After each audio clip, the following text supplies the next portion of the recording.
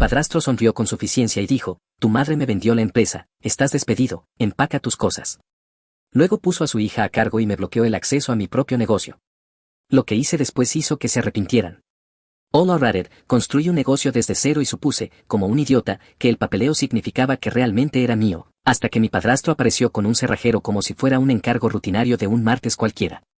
Yo, un hombre de 31 años, he pasado 5 años convirtiendo mi empresa de trabajos metálicos personalizados en algo legítimo. Empecé a los 26 con un préstamo de mi madre, trabajando en un almacén convertido en tecoume que apestaba a óxido y café quemado. Aprendí metalurgia por mi cuenta con YouTube y una tonelada de errores monumentales. Pasé por 3 máscaras de soldadura antes de dejar de ser un idiota. Construía barandillas personalizadas, escaleras y piezas decorativas para edificios comerciales. Nada elegante al principio, solo trabajo sólido que realmente resistía. El primer año fue horrible, jornadas de 16 horas comiendo ramen en el taller porque no podía parar para comida de verdad. El segundo año contraté a Gavin, un tipo que sabía mucho más sobre fabricación de metal de lo que yo jamás aprendería.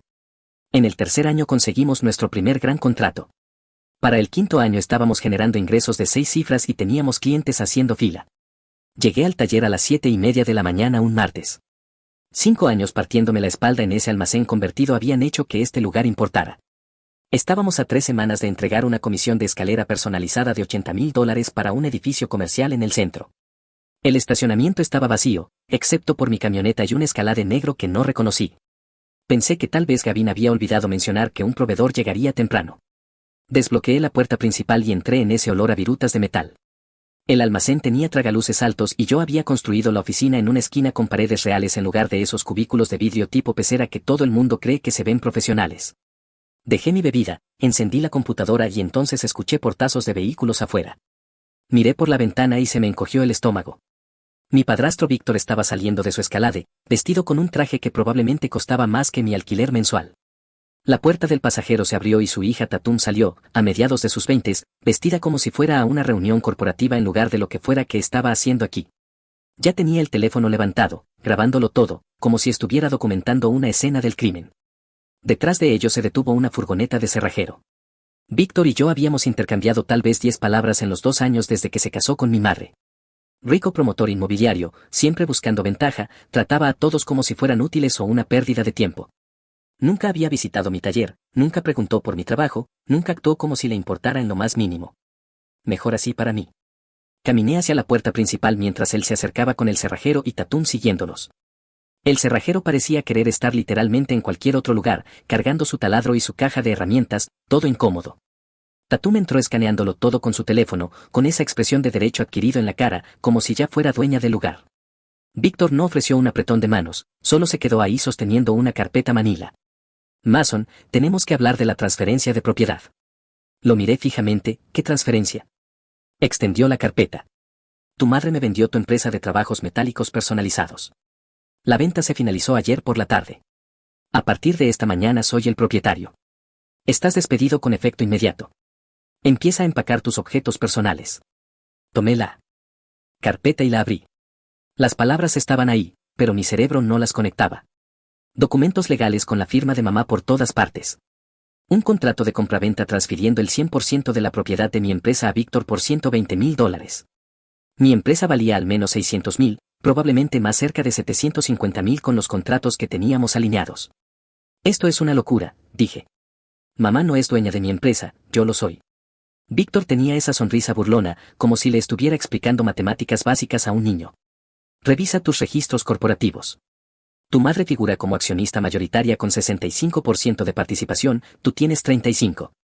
Esto no tenía sentido. Hace 5 años, cuando yo tenía 26, mamá me dio $18,000 para empezar el negocio. Firmamos papeles, pero era un préstamo que pagué hace 18 meses con intereses, todo documentado. Necesito llamar a mi madre. El rostro de Víctor no cambió. Tu madre está descansando en nuestra casa, no está atendiendo llamadas ahora. Necesito todas las llaves, códigos de acceso y dispositivos de la empresa, incluidas las llaves de la camioneta. Tatum pasó junto a nosotros hacia el taller. Escuché su voz desde dentro, aguda y autoritaria. Tú eres Gavin, ¿verdad? Deja lo que estás haciendo. Necesito los archivos de empleados, las listas de contactos de clientes y la combinación de la caja fuerte ahora. Esta es una transferencia legal y estás obligado a cooperar. La voz de Gavin respondió confundida, ¿quién eres tú, la nueva gerencia? Soy Tatum, directora de operaciones. Necesito el iPad del taller, todos los archivadores de contratos y cualquier tarjeta de crédito de la empresa a la que tengas acceso. Esto es legítimo y estás obstruyendo el negocio si te niegas. Escuché la silla de Gavin arrastrarse. No te voy a dar nada. Mason es el dueño de este lugar. Ya no. Tu jefe ha estado malversando fondos.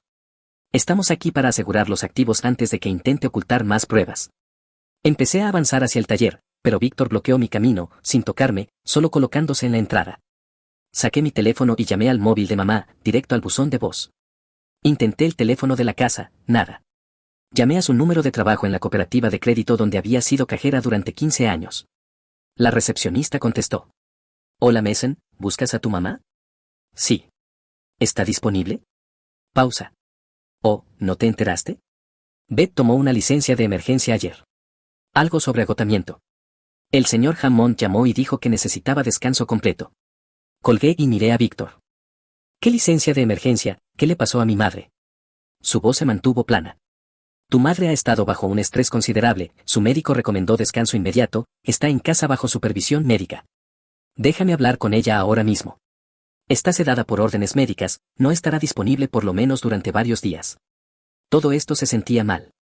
Miré al cerrajero y le dije que no tocara nada, este es mi negocio y no hay ninguna venta legal. El cerrajero miró nervioso a Víctor. Señor, necesito verificación de que usted es el propietario real antes de poder cambiar cerraduras en una propiedad comercial. Víctor le entregó documentos de la carpeta. El cerrajero los leyó con incomodidad. Esto muestra una venta, pero no puedo verificar su legitimidad, tal vez deberían resolver esto antes de que yo haga cualquier trabajo. La mandíbula de Víctor se tensó. Te estoy pagando $300 para cambiar 4 cerraduras, haz tu trabajo. Llamé a mi abogado. Contestó al segundo timbrazo y le solté todo de golpe. ¿Tienes copias de tus documentos de constitución?, preguntó mi abogado. Puedo acceder a ellos, pero no aquí. Víctor está intentando cambiar las cerraduras ahora mismo. Mi abogado me interrumpió rápido. No dejes que cambie esas cerraduras, eso es un intento de toma hostil, llama a la policía si es necesario. Miré a Víctor. No puedes cambiar las cerraduras sin una orden judicial. Víctor sacó su teléfono e hizo una llamada. En segundos puso a alguien en altavoz, una voz femenina, firme y profesional. Habla la abogada de Víctor, tenemos un contrato de compraventa legalmente ejecutado que transfiere la propiedad de la empresa Custom Metal Works de Beth a Víctor. Mi abogado seguía en mi teléfono, lo puse en altavoz. Habla el abogado de Mason, el verdadero propietario de la empresa Custom Metal Works. Estoy aconsejando a mi cliente que cualquier transferencia de propiedad requiere verificación de la autoridad y la capacidad del vendedor. Los abogados discutieron de un lado a otro. Víctor miró al cerrajero y dijo que procediera. Marqué al 911 y le dije al operador que alguien estaba intentando la incautación ilegal de mi negocio. Dijeron que los agentes llegarían en unos 20 minutos. Víctor caminó por mi taller como si estuviera inspeccionando una propiedad que acababa de comprar. Yo lo seguí con el teléfono en alto, documentándolo todo. Tatum tomó mi portátil y el archivador de contratos frente a la cámara mientras me llamaba ladrón delante de Gavin y del cerrajero. El cerrajero empezó a taladrar la primera cerradura. Víctor me mostró su teléfono, un estado de cuenta bancario con el número de cuenta de mi empresa que mostraba una transferencia electrónica de $25,000 a una cuenta de inversión offshore, con fecha de hacía 2 semanas. Mi firma aparecía en el formulario de autorización. Esa no es mi firma, yo nunca hice esa transferencia. Víctor sonrió. Tu madre quedó devastada cuando lo descubrió, lo consideró un robo, y fue entonces cuando decidió venderle a alguien confiable. Un montaje completo, alguien había falsificado mi firma para hacer parecer que yo estaba malversando fondos de mi propia empresa. La policía llegó, 2 agentes, un hombre mayor con barriga y una mujer más joven que parecía haber escuchado esto antes. Víctor tomó el control de inmediato, entregándoles los documentos de propiedad y mostrándoles el estado de cuenta bancario. El agente masculino me miró. Señor, ¿usted autorizó esta transferencia? No, esa no es mi firma y nunca he tocado ninguna cuenta de inversión offshore, alguien la falsificó. Tatum dio un paso adelante, el teléfono aún grabando. Agentes, tenemos evidencia en video de su comportamiento amenazante, ha sido hostil desde que llegamos, deberían revisar sus antecedentes. La agente femenina examinó el papeleo. Esto es una disputa civil, no podemos determinar la propiedad, tendrán que resolverlo en los tribunales. Víctor asintió.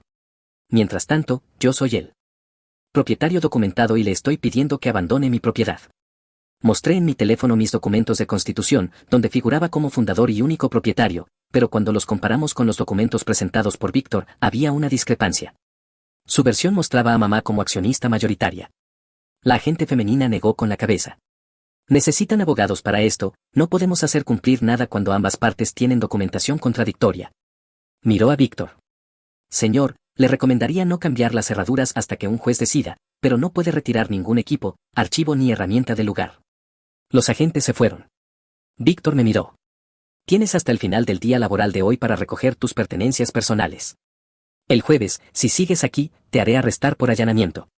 Caminó hacia su escalade, totalmente calmado, totalmente seguro, como si ya hubiera ganado y solo estuviera esperando a que yo me diera cuenta. Tatum lo siguió, todavía sosteniendo mi portátil y el archivador de contratos. Se giró en la puerta y sonrió con desdén. Disfruta el desempleo, por cierto. Se fueron. El cerrajero recogió sus cosas sin hacer nada. Me quedé solo en mi taller con Gavin. Víctor había entrado aquí pensando que lo tenía todo bajo control, los documentos falsificados, las firmas falsas, los registros corporativos falsos, todo limpio y ordenado. Lo que no tuvo en cuenta fue que Tatum actuara por su cuenta. Y aquí es donde se vuelve estúpido. Mi abogado me llamó de inmediato. Mason, entra ahora mismo al sitio web del secretario de Estado y descarga todo tu historial corporativo completo. Abrí mi portátil, espera, no, Tatum se lo había llevado. Usé la computadora de Gavin y accedí al registro empresarial del Estado. Mi empresa mostraba múltiples registros. La constitución original de hace 5 años me listaba como único propietario, pero había una enmienda de hace 9 meses que yo nunca había visto ni firmado. Mostraba una reestructuración en la que mamá se convertía en accionista mayoritaria con 65% de participación. Mi firma aparecía en la enmienda. Esa no es mi firma. Le dije a mi abogado que nunca presenté ninguna enmienda. Mi abogado guardó silencio por un segundo. Alguien presentó documentos fraudulentos, tenemos que denunciar esto y presentar una orden judicial de emergencia para congelar cualquier transferencia de propiedad. Hizo una pausa. Pero primero, tenemos que encontrar a tu madre y averiguar qué fue lo que realmente firmó. Intenté llamar a mamá otra vez, buzón de voz. Llamé a su mejor amiga, Marianne, que vivía cerca de la casa de mamá. Marianne contestó de inmediato. Mason, gracias a Dios, he estado intentando comunicarme con tu madre desde ayer. ¿Qué pasó? La vi el lunes por la mañana en el gimnasio. Parecía estar bien, tal vez un poco estresada. Se suponía que nos reuniríamos para tomar café ayer por la tarde, pero canceló a último momento. He intentado llamarla toda la noche y esta mañana, nada.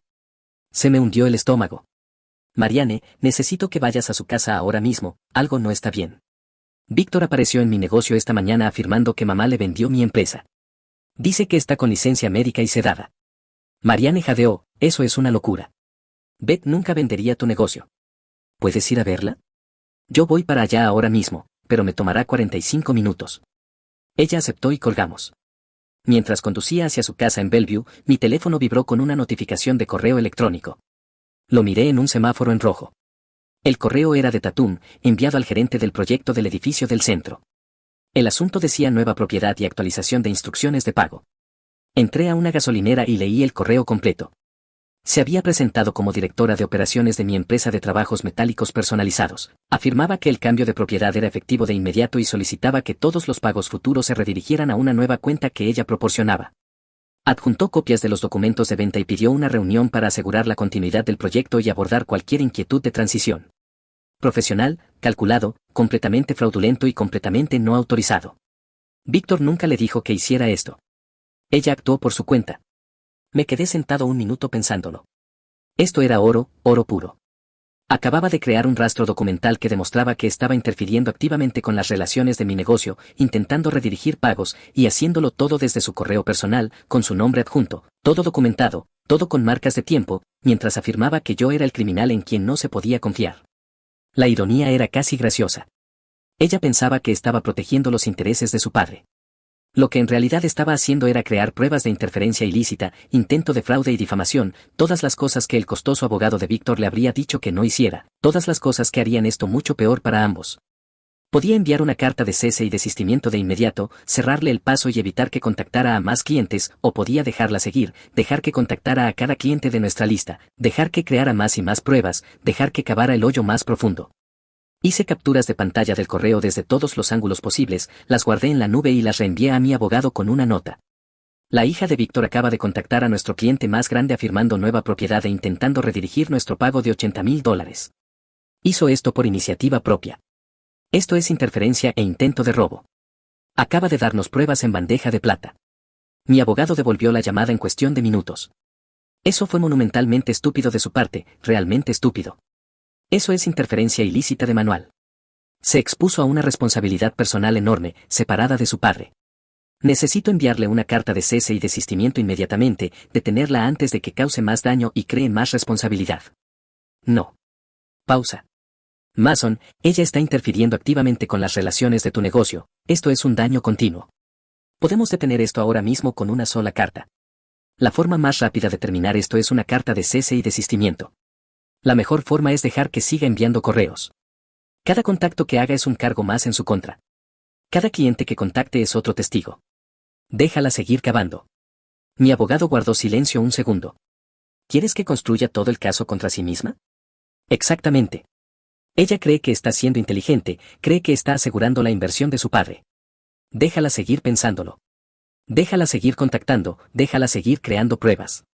Nosotros documentamos todo y lo usamos después. Es tu decisión, pero guarda todo, cada correo, cada mensaje de voz, cada texto. Obtén declaraciones de cada cliente al que contacte, empieza a armar el expediente. Ya estoy en eso. ¿Crees que Víctor sabe que está haciendo esto? Lo dudo. Esto se lee como alguien que cree que está ayudando pero no entiende la exposición legal que está creando. Está actuando de manera independiente, lo que la hace personalmente responsable de todo, separada de su padre. Perfecto. Eso significaba que podíamos ir específicamente contra ella por las reclamaciones de interferencia, una demanda separada si era necesario, consecuencias separadas. Llamé a Gavin mientras aún estaba estacionado en la gasolinera. ¿Viste exactamente qué se llevó la hija de Víctor esta mañana? Sí, amigo. Tu portátil, el gran archivador de contratos con todas las especificaciones del edificio y la información de contacto de los clientes, y trató de agarrar el llavero maestro del cajón de mi escritorio, pero se lo quité físicamente de las manos antes de que pudiera llevárselo. También fotografió todo en la oficina, y cuando digo todo me refiero a documentos financieros, facturas, archivos de empleados, registros fiscales. La vi pasar como 10 minutos fotografiando sistemáticamente todo el contenido del archivador. Fue metódica, muy minuciosa, como si tuviera una lista de verificación. Eso es perfecto. Puedes escribir exactamente lo que pasó, cada detalle, lo que dijo palabra por palabra, lo que se llevó, a qué hora ocurrió cada cosa. Necesito una declaración de testigo completa, fechas, horas, citas exactas, todo lo que recuerdes. Ya estoy trabajando en eso. Empecé a escribirlo todo en cuanto se fueron, porque toda esta situación se sentía turbia desde el principio. Ya tengo la mayor parte documentada, incluida la redacción exacta que usó cuando te llamó ladrón delante del cerrajero.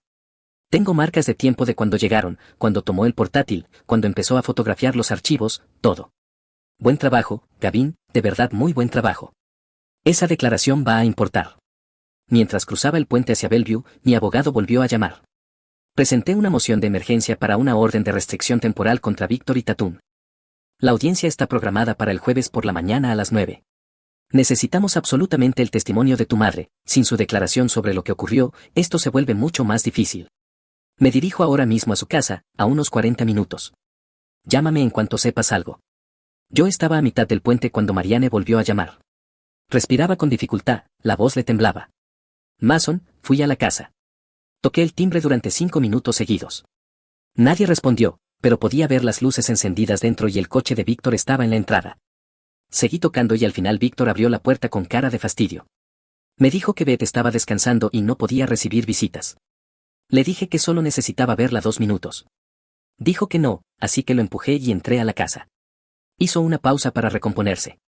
Tu madre estaba en el dormitorio, acostada encima de las sábanas, completamente vestida pero simplemente allí tirada. Parecía drogada, Mason. Tenía los ojos vidriosos, sin enfoque. Dije su nombre 2 veces antes de que siquiera me mirara. Cuando lo hizo, no creo que me reconociera al principio. Su habla estaba arrastrada. Intentó incorporarse, pero no pudo. Víctor entró detrás de mí, me agarró del brazo y me sacó físicamente hasta la puerta principal. Me dijo que si volvía o intentaba contactar a Beth llamaría a la policía y me haría arrestar por allanamiento. Luego me cerró la puerta en la cara. Apreté el volante con fuerza.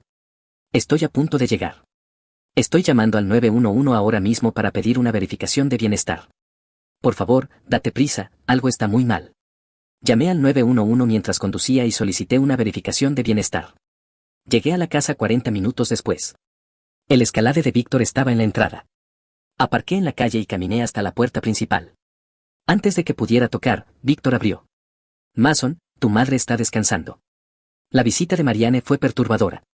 Vete. Necesito ver a mi madre ahora mismo. Víctor bloqueó la entrada. Está bajo atención médica. Su médico le recetó medicación para ansiedad severa. ¿Qué médico? Dame el nombre y el número. Doctor Morrison, puedes contactar su consultorio mañana en horario laboral. Saqué el teléfono y busqué al doctor Morrison. Había 2 médicos con ese nombre en Seattle. ¿Cuál? Víctor sonrió levemente. No estoy obligado a proporcionarte esa información. Soy su hijo. Eres su hijo adulto, que ha sido acusado de malversar dinero de un negocio familiar. Tu madre está extremadamente estresada por tu comportamiento criminal. 2 patrullas policiales llegaron.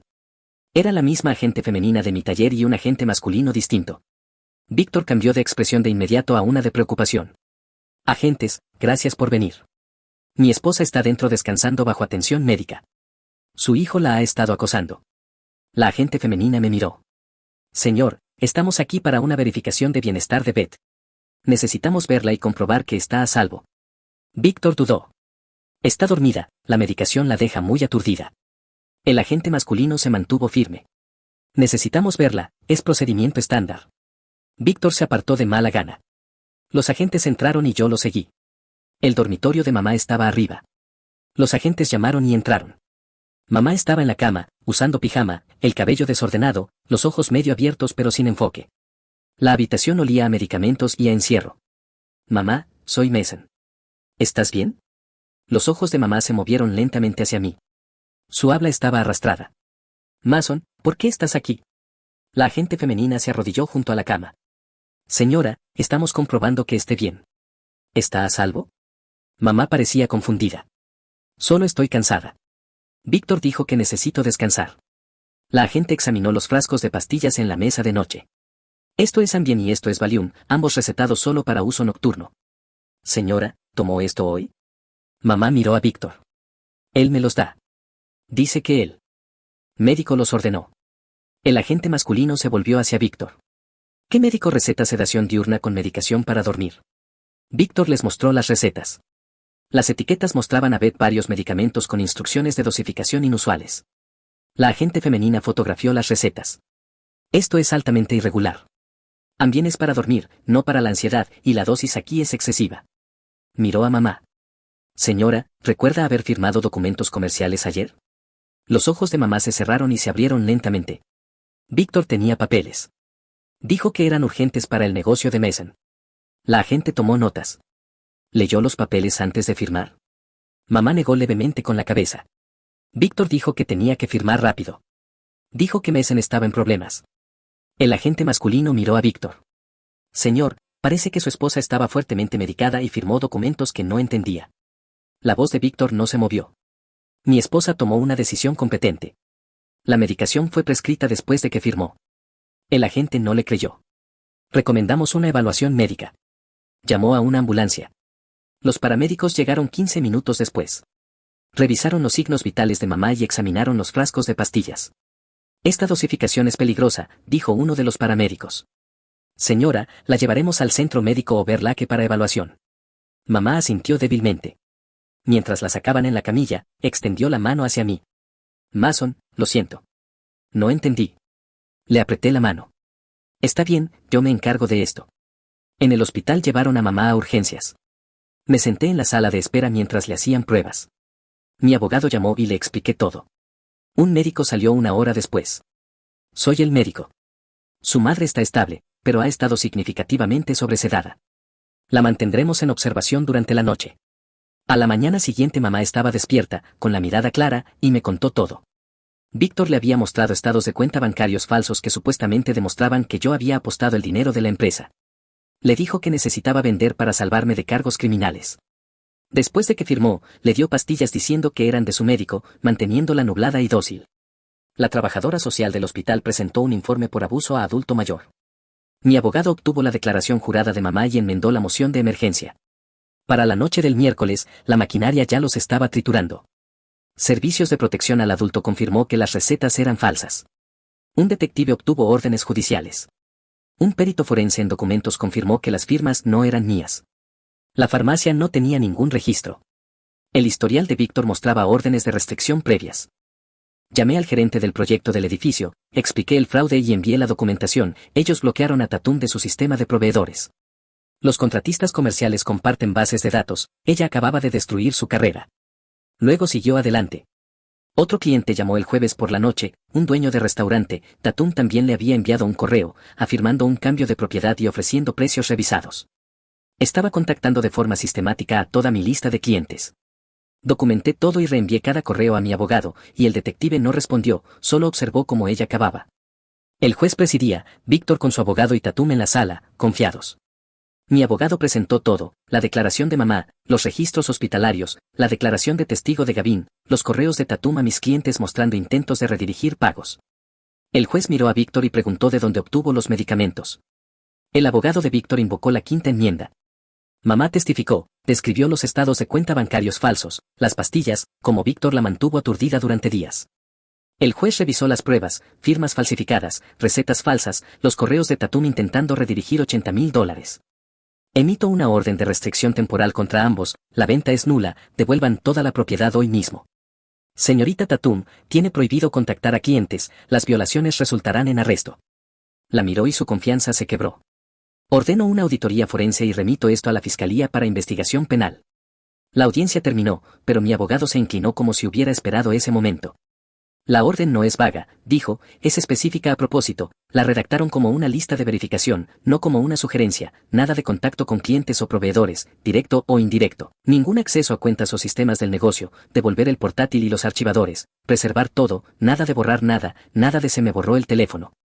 Y como Tatum era del tipo que trata las órdenes judiciales como una ventana emergente de términos de servicio, mi abogado hizo que se le notificara personalmente esa misma tarde, notificador judicial, entrega en mano, constancia de notificación, no hay no sabía, no hay mi padre no me dijo, no hay no la contacté. Yo no provoqué ni intenté tenderle trampas, hice lo aburrido y adulto. Enviamos una nota simple a cada cliente desde la computadora de Gavin, ya que mi portátil seguía en posesión de Tatum, hay una disputa legal en curso, ignoren a cualquiera que afirme nueva gerencia, reenvíen todo a mi abogado, no interactúen. 3 días después el gerente del proyecto del edificio me llamó, Messen, ella volvió a escribir, pidiendo una reunión y el calendario de pagos. Sentí ese clic de calma, como una rata pisando la misma trampa 2 veces. Reenvíalo, dije, y no respondas.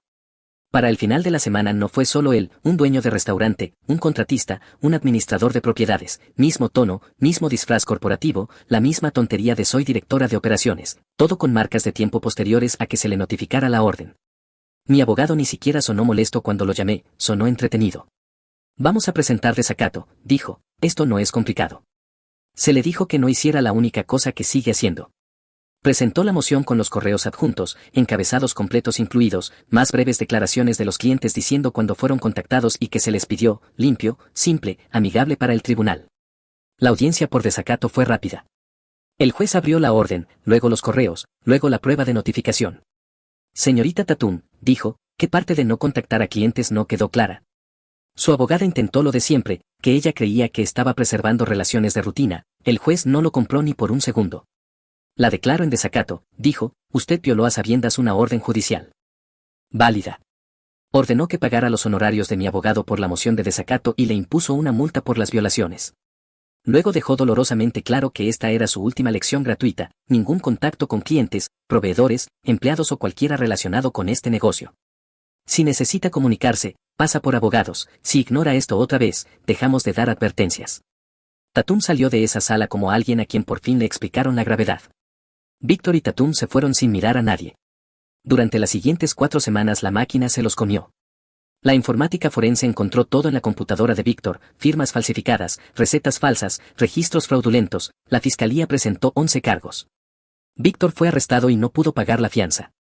Las publicaciones de Tatum en redes sociales seguían activas, limpiando el desastre de un ladrón, día de justicia, cada palabra con marca de tiempo en público.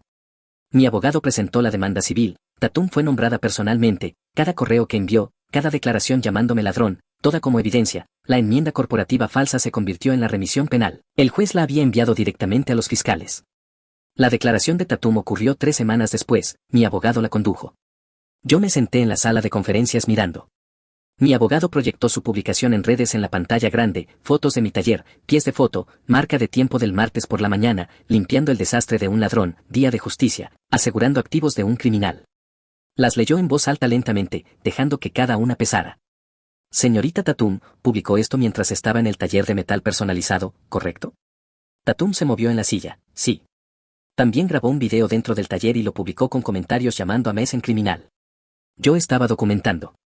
Mi abogado reprodujo el video, su voz se oyó clara, este hombre ha estado malversando. Tú eres el criminal aquí. Llamándome ladrón delante del cerrajero y de Gavin, todo en cámara, todo con su voz, todo publicado públicamente con su nombre adjunto. Hizo estas acusaciones sin ninguna prueba verificada, ¿correcto? Su abogada intentó objetar, ella respondió igual, mi padre me mostró documentos. Pero usted nunca los verificó, nunca llamó a un contador, nunca contactó a las autoridades, nunca preguntó a un abogado si esos documentos eran legítimos. Confié en mi padre. Confié lo suficiente como para tomar el portátil y el archivador de contratos de Mason en cámara, ¿correcto? Silencio. Confié lo suficiente como para contactar a los clientes de Mason e intentar redirigir $80,000 a una cuenta controlada por su padre, ¿correcto? Su abogada intentó objetar otra vez, mi abogado mostró los correos, todos desde su correo personal, todos con marcas de tiempo, todos redactados profesionalmente, todos solicitando la redirección de pagos a la cuenta de Víctor. ¿A cuántos clientes contactó? No recuerdo exactamente. Mi abogado sonrió. Tenemos 7 correos a 7 clientes distintos, todos enviados en 48 horas, todos desde su correo personal, todos intentando redirigir pagos. ¿Sabía que los contratistas comerciales comparten bases de datos de fraude de proveedores? Tatum palideció. No. Entonces cuando Westlake Hotels la marcó como riesgo de fraude, esa información se compartió automáticamente con aproximadamente 3.000 otros administradores de propiedades comerciales en el noroeste del Pacífico, ¿lo sabía? No. Hablemos del portátil, el juez le ordenó devolverlo de inmediato. ¿Cuánto tiempo después de esa orden lo devolviste realmente?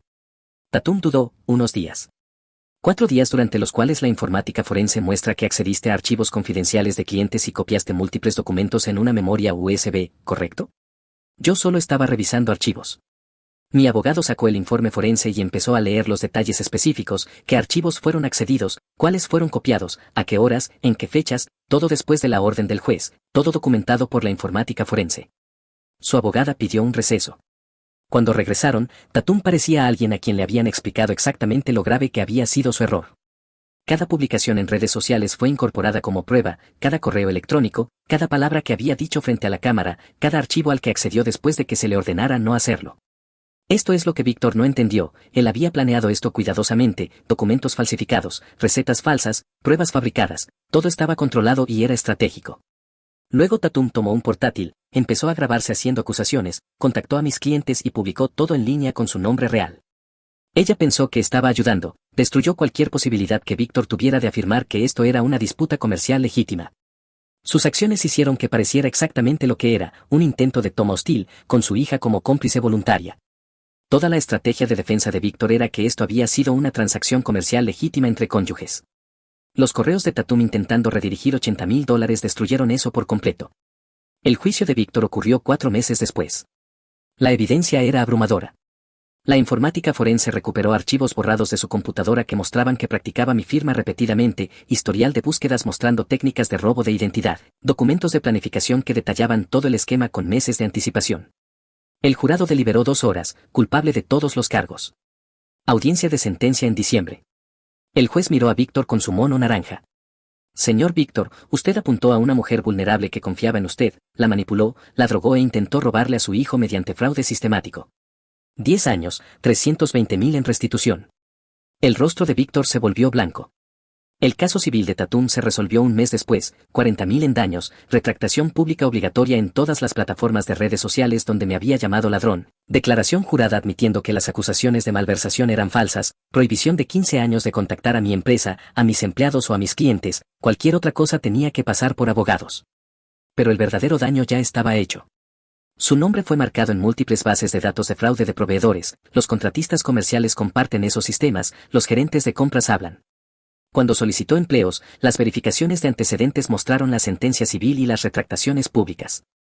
Su perfil de LinkedIn desapareció de la noche a la mañana, sus redes sociales se volvieron privadas, cada búsqueda en Google de su nombre arrojaba artículos: hija de estafador condenado resuelve caso de difamación, empresario gana contra mujer que lo acusó falsamente de malversación, más el hallazgo de desacato, porque al parecer necesitaba que el juez se lo dijera 2 veces. Ella había entrado a mi taller aquel martes por la mañana como si estuviera dirigiendo una toma corporativa, teléfono en alto grabándolo todo, agarrando mi portátil como si tuviera todo el derecho, llamándome ladrón delante de testigos, publicándolo todo en línea con su nombre real adjunto, contactando a mis clientes intentando redirigir pagos, todo documentado, todo con marcas de tiempo, todo públicamente disponible. Yo nunca fui directamente contra ella, no hizo falta. Ella documentó su propia destrucción.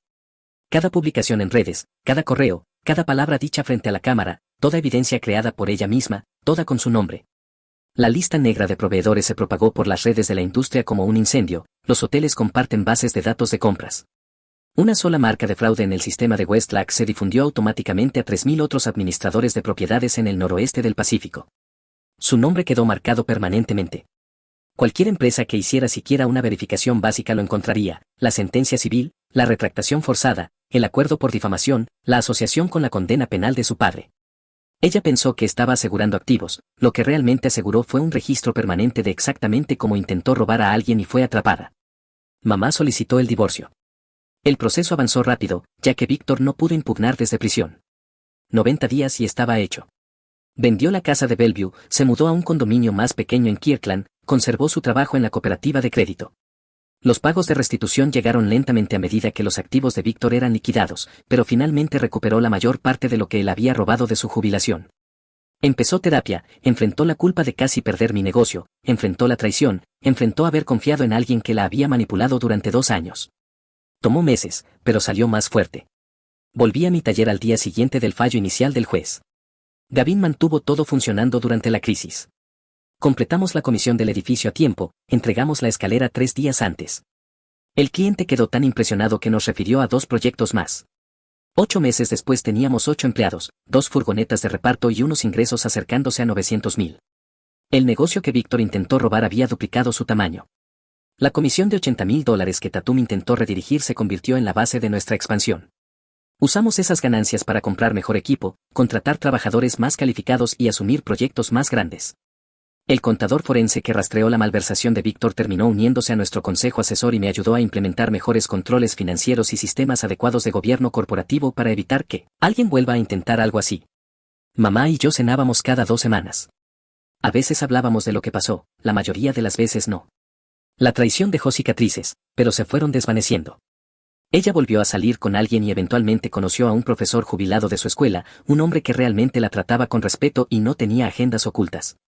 Fueron despacio, ella era cautelosa ahora, protectora de sí misma de formas que no había sido antes, y eso probablemente era saludable. En una fría mañana de miércoles de febrero, entré al estacionamiento del taller a las 7:15. El lote tenía 6 vehículos ahora, incluido el camión de Gavin y nuestra furgoneta de reparto. Mientras estaba abriendo la puerta principal, un coche se detuvo, lo reconocí de inmediato, el sedán plateado de Tatum. Ella bajó y caminó hacia mí. No me moví, solo me quedé allí con las llaves en la mano. Se detuvo a unos 10 pies, no podía mirarme, el cabello más corto, ropa más barata, sin teléfono. Mason. Esperé. Vine a disculparme. Miraba al suelo. No porque mi abogada me lo haya dicho, solo necesitaba decirlo. No ayudé, estuve equivocada en todo. Levantó la vista un segundo y luego la bajó otra vez. Nunca verifiqué nada, solo le creí a mi padre y pensé que estaba ayudando. Silencio. Arruiné mi propia carrera por esto. Su voz se quebró un poco. Y casi destruí la tuya. Yo seguí sin decir nada. Cambió el peso de un pie al otro. No estoy pidiendo perdón ni nada, solo quería que supieras que ahora lo entiendo, lo que hice, ¿de acuerdo? Asintió, empezó a darse la vuelta. Se detuvo. Gracias por no presentar cargos, podrías haberlo hecho. Yo no dejé de presentar cargos por ti, le di todo al detective y dejé que el Estado se encargara del resto. Ella se subió a su coche y no miró atrás. Entré a mi taller, Gavin ya estaba allí. ¿Quién era esa? La hija de Víctor vino a disculparse. ¿Eso te hizo sentir algo? No realmente. Dejé mi café y encendí la computadora. Víctor cumple 10 años en Monroe. Tatum se mudó a Portland, su nombre sigue marcado en cada verificación de antecedentes que importa. Ellos me entregaron todo lo que necesitaba, todo lo que hice fue dejar que siguieran cavando. Si disfrutaste este video, por favor pulsa el botón de suscribirte, realmente ayuda al canal y nos permite traerte más y mejores historias. Gracias. Mi vecino me denunció después de que lo ayudé a arreglar su camioneta en medio de una tormenta eléctrica, diciendo que yo mismo me lo había buscado, amigo. Él creía que controlaba todo, hasta que la crisis de su hijo, la suspensión de la asociación de propietarios y una investigación de la ciudad lo obligaron a enfrentar las consecuencias que intentó echarme encima. Hola Reddit, soy solo un tipo normal que intentó ayudar a su vecino durante una tormenta horrible y, de alguna manera, eso se convirtió en el peor año de mi vida. Nunca pensé que un solo acto de amabilidad pudiera hacer estallar a todo un vecindario, pero aquí estamos, así que empezaré desde el principio. Me llamo Melvin, tengo 50 años, nací en Luisiana, pero he estado viviendo en Rowlett, Texas, durante muchos más años de los que planeé. Trabajo como supervisor de envíos en un almacén cerca de Shiloh. No es nada glamoroso, pero mantiene las luces encendidas y me da seguro médico, así que no me quejo demasiado. Mi esposa Hazel y yo tenemos 2 hijos adultos que ya están haciendo su propia vida. La casa se siente más silenciosa estos días, pero no de una mala manera, solo diferente, ya sabes. Nuestra calle es una de esas antiguas, con casas bajas de ladrillo y nogales que parecen medio muertos, pero que aún así sueltan suficientes nueces como para romperte los tobillos.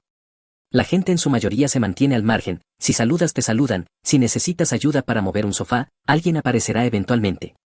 Nunca pasa nada extraño por aquí, o al menos eso pensé durante mucho tiempo.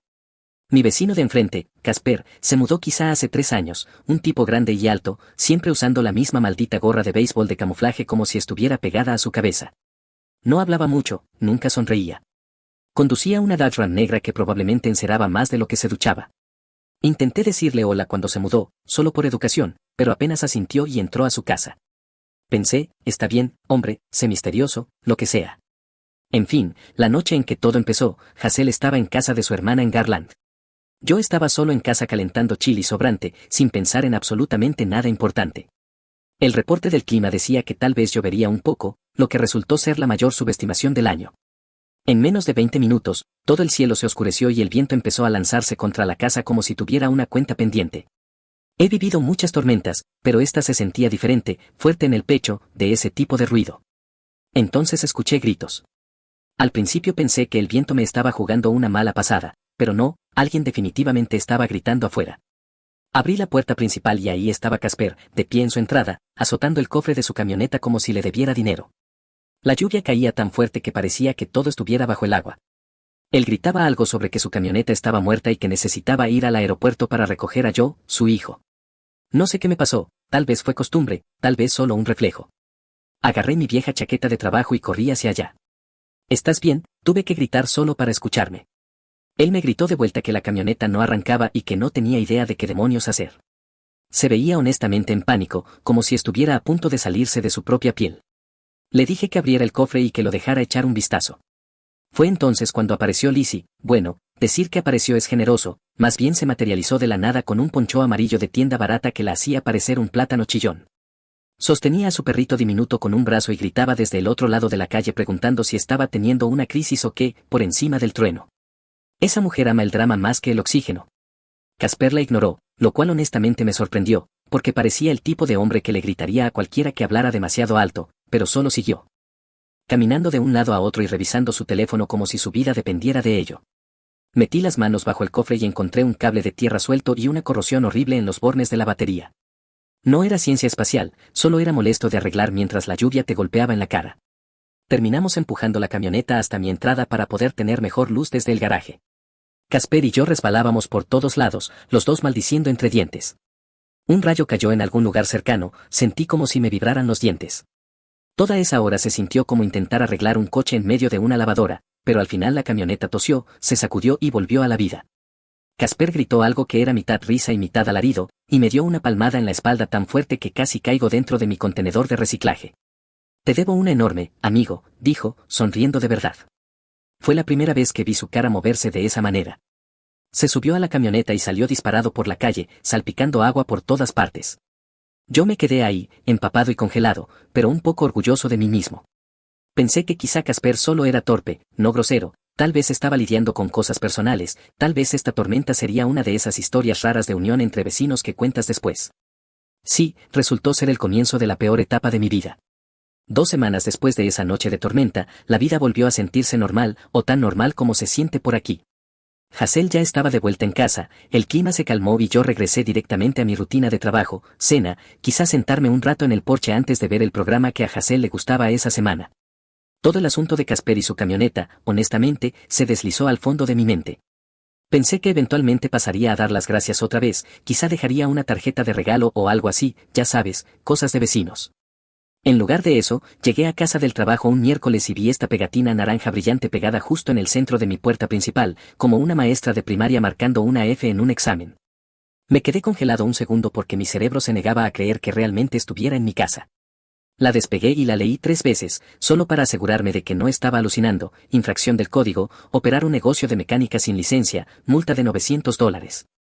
Juro que sentí como si el estómago se me cayera a través de las tablas del porche.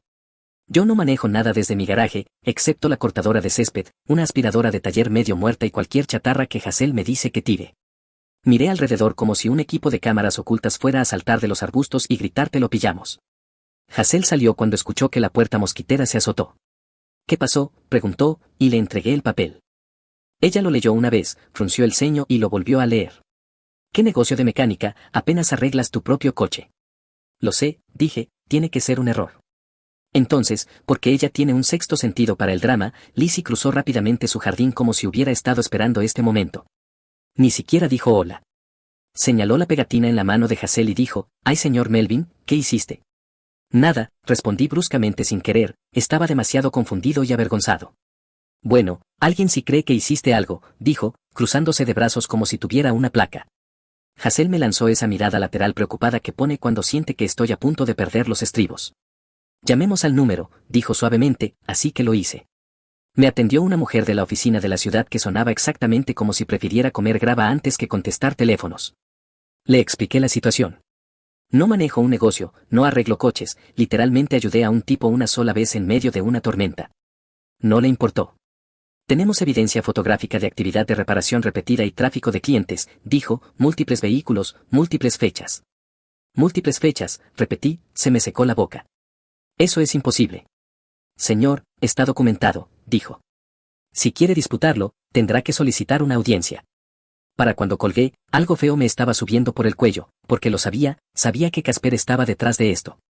La noche de la tormenta o algo que montó después, de cualquier manera tenía sus huellas por todos lados, y solo una persona estaba ahí parada mirándome trabajar. Ni siquiera entré primero a mi casa. Crucé directamente la calle hasta el jardín de Casper.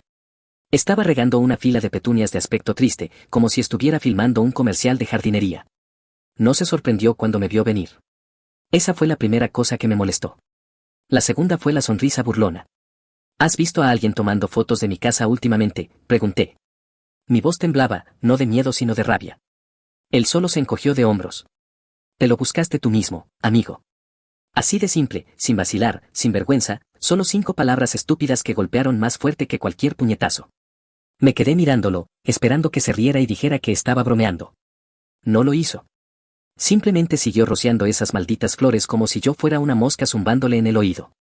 Yo arreglé tu camioneta, grité, una sola vez. Él se encogió de hombros. Eso no es lo que reporté. ¿Qué reportaste? La sonrisa de Casper no se movió. Que llevas un pequeño negocio de reparaciones en efectivo desde tu garaje, que los clientes van y vienen, que es algo regular. Se me cerró la garganta. Mentiste. Yo documenté, corrigió. Un par de fotos, días diferentes, coches diferentes, suficiente para que la ciudad lo creyera. Se sintió como si el mundo se hubiera quedado en silencio, incluso con el siseo del aspersor entre nosotros. No recuerdo caminar de vuelta a mi casa. Apenas recuerdo a Hazel preguntando qué pasó. Sí recuerdo golpear la pared de la despensa lo bastante fuerte como para agrietarla. Hazel tuvo que vendarme los nudillos porque me abrí la piel. Esa noche no comí. Me senté en la mesa de la cocina mirando el aviso de infracción, como si las palabras fueran a cambiar si las miraba el tiempo suficiente. Hazel me dijo que lo dejara pasar. Lo pagaremos, dijo, y ya habremos terminado con él. Pero todo lo que yo podía pensar era en la cara de Casper, esa expresión engreída, la forma en que actuó como si el problema fuera yo. No dormí ni un minuto. Cada vez que cerraba los ojos veía esa maldita sonrisa, los faros de la camioneta cortando la lluvia, su voz diciendo te debo una enorme. Y luego, 2 semanas después, me apuñala por la espalda. No había terminado con Casper, ni de cerca. Simplemente no sabía cuánto peor se iban a poner las cosas. Después de que pagué esa multa de $900, todavía se me retuerce el estómago al decirlo, las cosas no se calmaron, si acaso se volvieron más extrañas. No fue un gran evento dramático, fue un goteo lento de tonterías mezquinas y molestas que nunca le dieron a mis nervios la oportunidad de resetearse. Aproximadamente una semana después del asunto de la multa, Hazel entró de recoger el correo y dijo, Mel, nos llegó una carta de la Asociación de Propietarios. Gemí antes de que siquiera terminara la frase. Efectivamente, era un amable recordatorio sobre el mantenimiento adecuado de la cerca. Nuestra cerca ha sido la misma cerca durante 12 años, y de repente es un problema, dijo Hazel. Tal vez fue al azar, pero yo ya no creía en el azar, no con Casper viviendo frente a nosotros. Luego llegó otro recordatorio sobre dónde colocar nuestro bote de basura, no una multa, ni siquiera una advertencia, solo uno de esos empujoncitos pasivo-agresivos que a las asociaciones les encanta enviar cuando alguien les susurra al oído. No iba a acusar a Casper sin pruebas, pero vamos, el hombre me denunció por ayudarlo. Su mezquindad no tenía límites. Incluso Hazel empezó a notarlo. Una noche dijo, él siempre está afuera ahora, ¿no tiene a dónde ir? Y tenía razón. Casper de repente estaba en su jardín constantemente. Regando el césped que no necesitaba riego, barriendo una entrada que no necesitaba ser barrida, simplemente rondando, observando todo lo que se movía, y su hijo yo empezó a aparecer casi todos los fines de semana. Un chico grande, probablemente a principios de sus 20, con una barba que nunca parecía completamente intencional. Se quedaba parado en su entrada con los brazos cruzados, mirando mi casa como si lo hubiera ofendido personalmente. No sé qué le contó Casper, pero fuera lo que fuera, me pintó como el villano en su pequeña historia. Un sábado por la mañana yo estaba afuera regando el jardín cuando yo me miró directamente, escupió de su lado de la línea de propiedad hacia el mío y entró a la casa como si fuera el dueño del mundo. Hazel lo vio desde la ventana y dijo por favor no vayas allá Mel, por favor, y no lo hice, principalmente porque sabía que nada bueno saldría de enfrentar a un chico que creía que mirar con odio contaba como personalidad. Luego empezó la basura, unas cuantas latas vacías, una bolsa grasienta de comida rápida, colillas de cigarrillo, cosas arrojadas por encima de nuestra cerca trasera a horas aleatorias. Al principio Hazel quiso creer que era el viento o mapaches o algo inocente, pero después de la tercera vez simplemente me miró con esa expresión cansada y dijo son ellos. Lo que de verdad me asustó fue cuando nuestra perra Daisy casi se ahoga con un hueso de pollo que de alguna manera terminó en nuestro jardín. Hazel lloró durante unos buenos 10 minutos después de que logramos sacarlo de su boca. Ahí fue cuando mi rabia se convirtió en algo más frío, miedo mezclado con frustración, porque sentir que no puedes proteger tu propio hogar es algo terrible. Y como un extra, porque la vida ama un remate, Elizabeth Leslie Garvey se volvió aún más presente de lo normal. Esa mujer aparece en las situaciones como si fuera invocada por el chisme mismo. Una tarde se acercó marchando hacia mí con su diminuto perro, algún tipo de mezcla de caniche con ojos demasiado grandes para su cabeza, y dijo Melvin escuché vidrios rompiéndose en algún lugar de la calle anoche, ¿oíste algo? No, dije. ¿Qué pasó? Ay cariño, la casa de Curtis fue asaltada, ventanas destrozadas, la policía estuvo allí al amanecer. Eso me dejó helado. Curtis vive quizá a unas 6 casas de distancia, un tipo tranquilo, mayor, trabaja de noche a veces, definitivamente no alguien a quien ataquen por diversión. Hazel y yo caminamos hasta allá más tarde y vimos el vidrio por toda su entrada. Habían cubierto la ventana con cartón y lo que realmente me impactó fue cómo Casper salió durante todo eso, demasiado tranquilo. No le preguntó a nadie qué había pasado, no fingió preocuparse, simplemente se quedó ahí con los brazos cruzados como si alguien hubiera interrumpido su siesta. Lizzie, por supuesto, lo volvió más raro al susurrarle a Hazel que juraba haber visto una figura cerca de la casa de Casper la noche anterior, que pudo haber sido un mapache o tal vez no, levantando las cejas como si estuviera audicionando para una telenovela.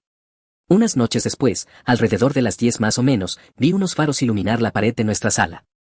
Miré por la ventana y vi una furgoneta plateada, sencilla, sin logotipo, detenerse justo junto a la puerta lateral de Casper. El conductor, un tipo delgado con el cabello largo atado hacia atrás, bajó, le entregó a Casper una caja pequeña, tomó otra cosa de él y se fue a toda velocidad como si llegara tarde al toque de queda.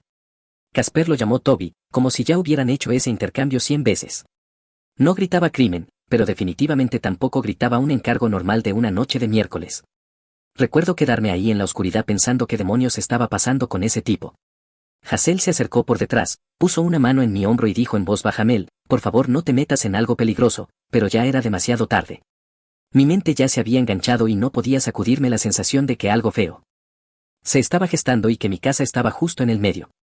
Aún no lo sabía, pero las cosas se iban a volver mucho más desordenadas. Para cuando pasó otra semana, yo estaba funcionando a base de vapores. Hazel seguía diciéndome que necesitaba calmarme, quizá salir a caminar, quizá hablar con alguien que no estuviera atrapado en todo ese desastre. Mi cabeza se sentía como si estuviera llena de cables chisporroteando al azar, cada ruido afuera me hacía levantarme y mirar por las persianas. Odiaba sentirme así, pero no sabía cómo detenerlo. Finalmente Hazel dijo: Mel, habla con alguien que realmente entienda de cosas de la ciudad, alguien que pueda decirte que es normal y que no. No conocía a ningún experto en locura vecinal, pero sí conocía a Darryl, un viejo amigo del trabajo que peleó con su asociación de propietarios como si fuera un pasatiempo personal. Cuando le conté todo, ni siquiera me dejó terminar. Necesitas hablar con el señor Harlan, dijo, un ex empleado de códigos de la ciudad, retirado, que conoce todos los trucos del libro. Así que al día siguiente me reuní con el señor Harlan en un pequeño restaurante que siempre huele a pan tostado quemado sin importar la hora a la que vayas. Tenía esa complexión sólida de la vieja escuela, como alguien que pasó más de su vida arreglando cosas que hablando de ellas. Le expuse todo, la multa, la basura, el allanamiento, la furgoneta plateada. Escuchó sin interrumpir, solo sorbiendo su café y asintiendo. Cuando terminé, se recostó y dijo que mi vecino sonaba como el tipo de persona a la que le gusta la sensación de control, gente como él aprende el sistema temprano y lo usa contra todos a su alrededor. Le pregunté cómo la ciudad podía simplemente tomar su palabra para todo. Se encogió de hombros y dijo que alguien que se queja mucho es tratado como si estuviera prestando atención, no significa que sea correcto, solo significa que pasa. Le conté sobre el allanamiento más abajo en la calle. No sacó conclusiones apresuradas, solo dijo que lo anotara todo, fechas, horas, lo que vi, sin conjeturas. Fue la primera vez en semanas que alguien me hizo sentir que no estaba imaginando las cosas. Cuando regresé a casa, Hazel estaba en el porche con dos de nuestras vecinas, la señora Álvarez y Marlene. Resultó que ambas habían recibido advertencias raras recientemente: jardinería para la señora Álvarez, una grieta en la entrada para Marlene, cosas a las que nadie nunca había prestado atención antes. No hacía falta ser un genio para unir los puntos, y entonces apareció Lizzie, como si hubiera estado esperando su señal. Yo sabía que algo raro estaba pasando en esta calle, dijo, ajustándose sus enormes gafas de sol, aunque el sol ya se estaba poniendo.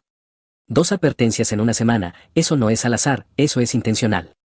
Lo dijo con ese toque dramático que casi me hace reír si no hubiera estado tan cansado.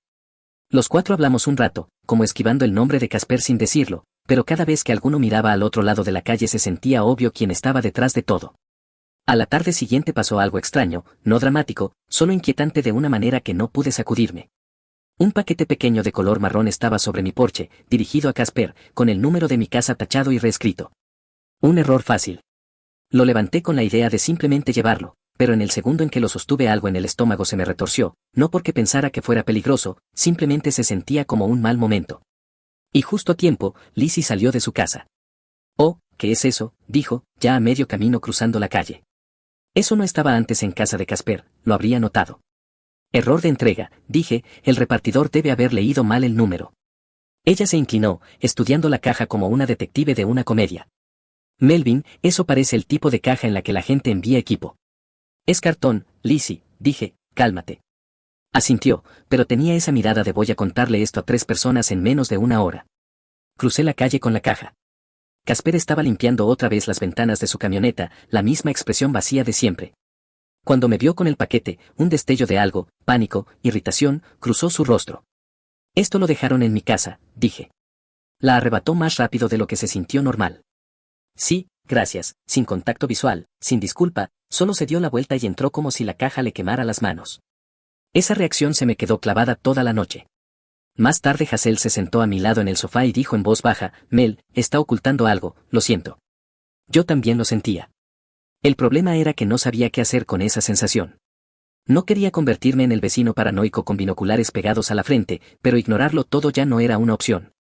Así que agarré un cuaderno viejo del cajón del desorden y empecé a anotar todo lo del último mes, fechas, horas, lo que vi, no lo que pensaba que significaba, solo lo que pasó.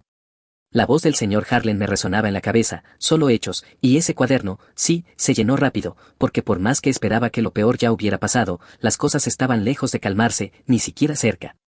A mediados de la semana siguiente, todo en la calle se sentía inclinado, no caído, no explotado, solo ladeado hacia una dirección en la que no debería inclinarse. Se sentía en el aire, la gente estaba más afuera, fingiendo regar plantas o revisar el correo que ya habían revisado una hora antes. Todos miraban de reojo hacia la casa de Casper como si fuera un animal salvaje agazapado en la hierba alta. Y por primera vez no era solo yo quien lo sentía. La señora Álvarez detuvo a Hazel una mañana y dijo: «Él está vigilando a todos, no solo a ustedes dos, cada vez que estoy afuera siento ojos sobre mí». Hazel ni siquiera discutió, solo asintió, y eso me preocupó más que cualquier cosa.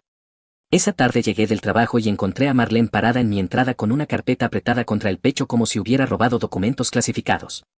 Necesito mostrarte algo, susurró antes de que siquiera dejara mi lonchera. Abrió la carpeta y me mostró copias de sus avisos de infracción, todos emitidos dentro del mismo periodo de 2 semanas, jardinería, grietas en la entrada. He tenido esta entrada desde que me mudé hace 13 años, dijo, a nadie le importó antes. Hazel salió al porche y me miró como diciendo te dije que no estábamos locos, pero antes de que pudiera decir algo, Lizzie apareció desde detrás del seto como si literalmente hubiera crecido ahí, creo que tiene túneles secretos. Llevaba bajo el brazo un archivador enorme con la etiqueta Observaciones del vecindario escrita a mano con marcador rojo. Lo levantó como si sostuviera los 10 mandamientos. He estado llevando un registro, dijo con orgullo. Hazel movió los labios diciendo o no detrás de ella. Lizzie abrió el archivador y empezó a recitar fechas en las que había visto a Casper gritarle a alguien por teléfono afuera, o cuando Joe salió disparado en su camioneta a medianoche, o cuando coches extraños se quedaban estacionados frente a la casa con el motor encendido. La mitad de las páginas estaban codificadas por colores y ninguna tenía sentido inmediato. En un momento dijo, y el 17 escuché un ruido fuerte, pero pudo haber sido una zarigüeya, aunque honestamente se sentía como una zarigüeya humana, ya sabes el tipo. Hazel la interrumpió con suavidad, Lizzie cariño, ¿qué es una zarigüeya humana? Lizzie agitó la mano, ya sabes, alguien sigiloso.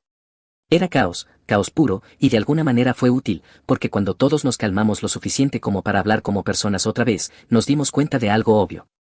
Ninguna de esas quejas ni esos momentos raros eran al azar, estaban agrupados, pequeñas ráfagas de problemas, todas orbitando alrededor de Casper como planetas alrededor de un sol miserable. Sugerí que habláramos con el señor Harlan y todos estuvieron de acuerdo, así que nos reunimos ese sábado por la mañana en mi mesa de la cocina, yo, Hazel, la señora Álvarez, Marlene y Lizzie, por supuesto, con el archivador en la mano como si fuera la taquígrafa oficial del apocalipsis. El señor Harlan llegó 10 minutos después, cargando su propia carpeta, es de la vieja escuela, directo al grano. Escuchó a todos exponer sus problemas, uno por uno, escribiendo con esa letra diminuta y ordenada que casi no se podía leer. Cuando la señora Álvarez mostró sus fotos de la citación por jardinería, hizo un chasquido molesto con la lengua. Eso ni siquiera es una infracción, dijo, alguien solo quería molestarla. Cuando Marlene levantó su carta sobre la entrada, asintió lentamente, ya he visto esta táctica antes, quejumbrosos seriales, creen que si mantienen a todos los demás en problemas, nadie los mirará demasiado de cerca. Luego Lizzie deslizó su archivador hacia él como si le estuviera pasando una reliquia invaluable. Esto es todo lo sospechoso que he notado desde enero, dijo inflando el pecho. Él lo abrió, parpadeó 2 veces, lo cerró de nuevo y dijo, aprecio el esfuerzo, en el mismo tono que usarías cuando un niño te entrega un dibujo de una mancha morada y dice que es un caballo, pero incluso él admitió que algunas de sus notas eran curiosamente útiles. Por ejemplo, ella había marcado una fecha en la que escuchó a Casper discutir con alguien en su entrada tarde en la noche, y resultó ser la misma noche en que la furgoneta plateada apareció en su puerta trasera, cuando yo vi ese intercambio entre él y Toby. Cuando todo el papeleo, advertencias, quejas, notas y recuerdos quedaron extendidos sobre la mesa, el patrón nos golpeó con fuerza. La señora Álvarez susurró, nos está apuntando. Marlene asintió, a todos y cada uno de nosotros. Hazel se frotó la frente, ¿pero por qué? El señor Harlan se encogió de hombros, algunas personas aman el control, a otras les gusta ser temidas. Y algunas personas no soportan que nadie se acerque siquiera a sus asuntos. Todos estábamos pensando lo mismo, fuera lo que fuera que Casper estaba ocultando, realmente no quería que nadie le prestara atención. Eso habría sido caos suficiente para un solo día, pero la vida aparentemente quería más de mí, porque esa misma tarde, como si hubiera sido convocado por el universo, Casper caminó directamente por mi entrada sosteniendo un pastel comprado en la tienda, de esos que parecen haber sobrevivido a un viaje difícil en el asiento trasero. Se pegó la sonrisa más falsa que he visto en mi vida y dijo que pensaba que deberíamos aclarar las cosas, Melvin, empezar de cero. Hazel se colocó a mi lado, Lizzie asomó desde detrás de su buzón como un gremlin. Casper siguió hablando, un gran discurso sobre malentendidos y vecinos que necesitan armonía, y cada frase se sentía como jarabe pegajoso vertido sobre vidrio afilado. No se disculpó, no mencionó la multa, no explicó nada, solo quería actuar como si nada de eso hubiera pasado. Cuando finalmente se fue, Hazel murmuró que eso no era normal. Lizzie apareció de la nada y susurró que estaba tramando algo. Yo le creí, porque esa falsa oferta de paz no calmaba nada, era gasolina, y el incendio estaba por venir. Todo pasó al mismo tiempo, como si el universo hubiera apretado un botón de avance rápido y torcido en nuestras vidas. Empezó temprano un jueves por la mañana, yo me estaba preparando para ir al trabajo, Hazel estaba empacando su almuerzo y Daisy caminaba de un lado a otro esperando su paseo matutino, todo normal, tranquilo. Entonces Lizzie le envió un mensaje a Hazel con una foto borrosa de un camión de la ciudad estacionado frente a la propiedad de alquiler de Casper allá por Jupiter Road, diciendo: inspectores de la ciudad en la otra casa de Casper, te dije que estaba ocultando algo. También incluyó otra foto borrosa que debió haber tomado desde quién sabe dónde, probablemente se subió a su techo como un mapache con una cámara. 10 minutos después, Hazel recibió otro mensaje: están entrando, esto es grande. Hazel suspiró, me pasó el teléfono y dijo que mi novia necesitaba un pasatiempo.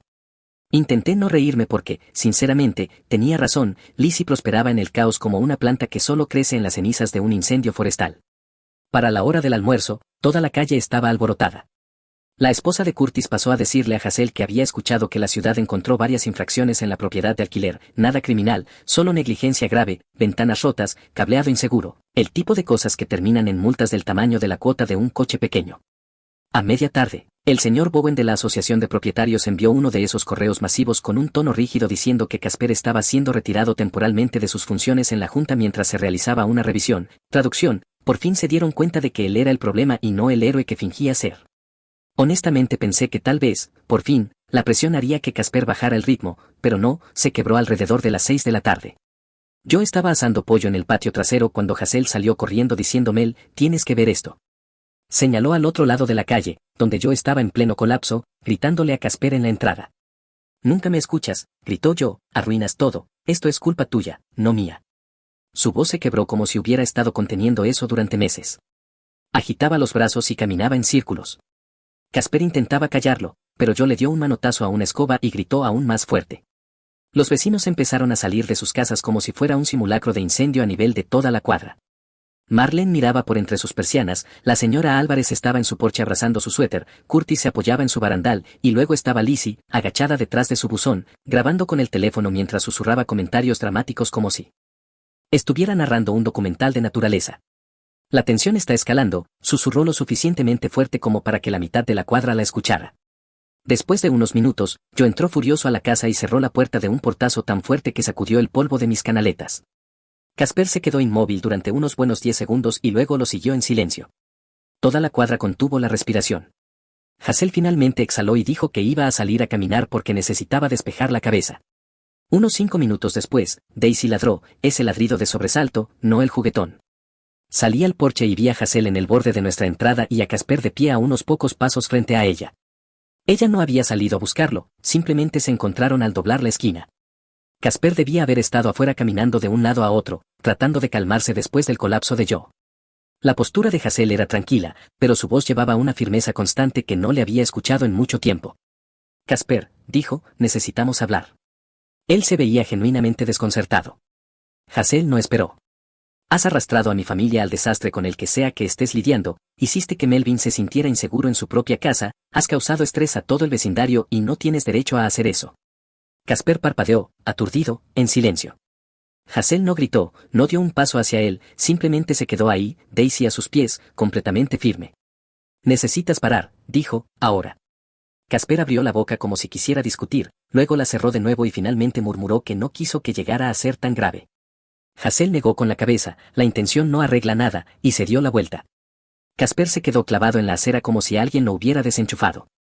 Hazel llegó hasta mí en el porche, el rostro calmado pero las manos temblándole un poco, y dijo que ya había terminado de dejar que nos empujara.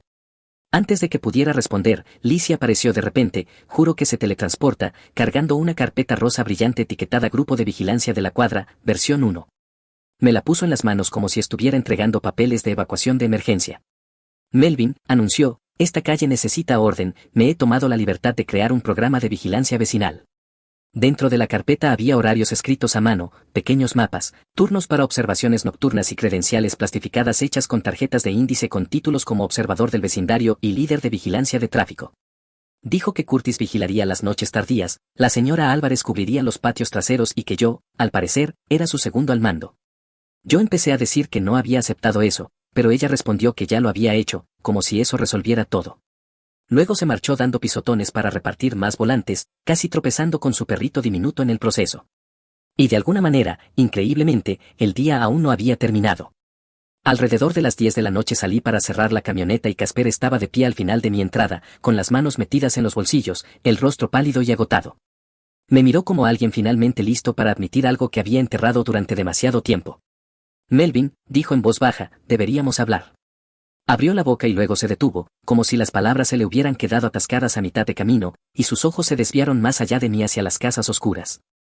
Las cortinas que probablemente se estaban moviendo, no aquí afuera, murmuró, tragó saliva, mañana, cuando haya luz. Luego se dio la vuelta y cruzó de regreso la calle, los hombros tensos como si cargara algo demasiado pesado para soltarlo, y aún no lo sabía, pero lo que iba a decirme al día siguiente cambiaría todo lo que creía entender. La mañana después del grito de yo, toda la calle se sentía como con resaca, no por algo que alguien hubiera bebido, sino por todo lo que se lanzó al aire la noche anterior. En Coso Desi caminaba despacio, como si no confiara en el silencio. Hazel hizo café y deslizó mi taza sobre la mesa. ¿Estás bien?, preguntó. Creo que todavía estoy procesando lo que pasó ayer, dije. Honestamente, todo el vecindario parecía sentirse igual, se notaba con solo mirar afuera, nadie estaba cortando el césped, ni barriendo, ni paseando al perro, solo silencio, cortinas moviéndose de vez en cuando, todos esperando a ver qué venía después. Hazel y yo sacamos a Daisy a pasear a media mañana. La casa de Casper estaba completamente cerrada, persianas bajadas como si intentara mantener al mundo afuera. No había rastro de yo, ni gritos, ni movimiento, solo quietud. No me gusta este limbo, murmuró Hazel. A mí tampoco, dije, pero seguimos caminando. Lizzie salió disparada de detrás de su buzón como un muñeco de sorpresa cuando llegamos a su jardín. Buenos días a ustedes dos, dijo, bebiendo un café enorme en una taza que decía el drama es mi cardio. Tranquilo hoy, demasiado tranquilo. Hazel me lanzó una mirada que decía claramente por favor no la animes. Charlamos un poco, en su mayoría Lizzie parloteando, y luego regresamos a casa. El día pasó sin que ocurriera nada salvaje, no hubo gritos, ni autos extraños, ni nuevas notificaciones pegadas en mi puerta. Era casi inquietante lo normal que se sentía. Esa noche Hazel y yo cenamos y vimos algún programa al que ninguno de los dos prestó mucha atención. Se sentía bien, simple, tranquilo. Nos fuimos a la cama sin revisar las ventanas, lo cual ya era una pequeña victoria por sí sola. Al día siguiente fue cuando las cosas cambiaron. Era última hora de la tarde. Hazel estaba regando las flores del frente y yo estaba ajustando una bisagra suelta de la puerta mosquitera. El sol tenía ese brillo suave y cálido que aparece cuando el día se está apagando, una brisa traía el olor de alguien asando carne unas cuantas casas más allá. Entonces la puerta principal de Casper se abrió, no rápido ni ruidoso, simplemente se abrió. Él salió despacio, con la misma expresión cansada que le había visto después del colapso, pero de algún modo más suave, como si el filo se hubiera lijado durante la noche. Miró primero alrededor del vecindario, comprobando quién estaba mirando, luego nos vio a Hazel y a mí en nuestro jardín. Dudó como si fuera a volver a entrar, pero en lugar de eso enderezó un poco los hombros, caminó hasta el borde de su entrada y se quedó allí. Hazel me miró y asintió levemente, de esa forma silenciosa que significa adelante, escúchalo si quieres. Así que caminé hacia la acera, no lo suficientemente cerca como para invitar a algo personal, pero sí lo bastante como para mostrar que no buscaba otra pelea. Casper se aclaró la garganta. ¿Podemos hablar?, preguntó. A diferencia de la noche anterior, no parecía desesperado, solo cansado de fingir. Sí, dije, ¿qué tienes en mente? Metió las manos en los bolsillos, miró el pavimento un segundo y luego dijo que me debía una explicación. No dije nada, quería que llegara ahí por sí mismo.